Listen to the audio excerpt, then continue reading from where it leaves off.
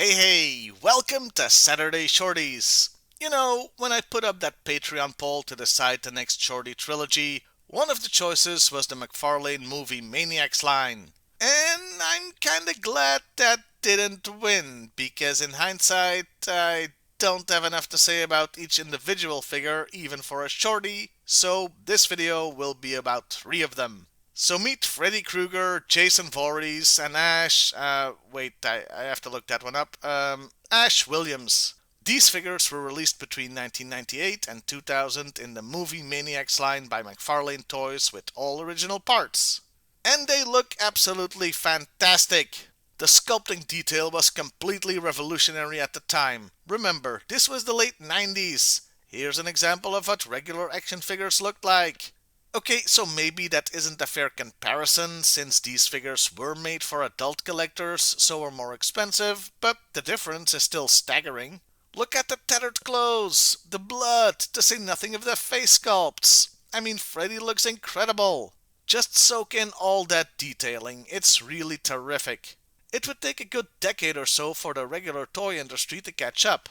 So yeah, I cannot praise the sculptors of the line enough. Great job. So then, why did I say these were bad in the title? Well, I didn't. I said they were bad action figures. There's a huge difference there. As plastic statues, I would have no complaints, but as is, oh boy do they suck. First of all, their articulation is quite limited, but you only find that out if you're brave or stupid enough to try to move their limbs. Yeah, there's not gonna be a section demonstrating the articulation in this video because the bloody things will break. Not they can break, not maybe they will break, no, they will break. I found that out the hard way when I first got the Ash figure over 20 years ago, as his arm broke off by me just taking it out of the package when it was brand new. Yeah, you might see a slight gap in the shoulder there. That's where I had my dad put in a metal rivet to connect it back to the torso and give it some actual movement. This is the major flaw with the Movie Maniacs line, and it's an unforgivable one.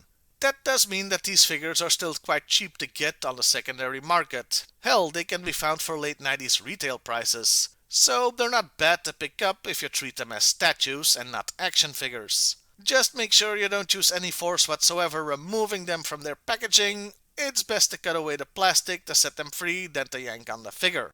Of course, if you want your action figure to have some, action, avoid these at all costs.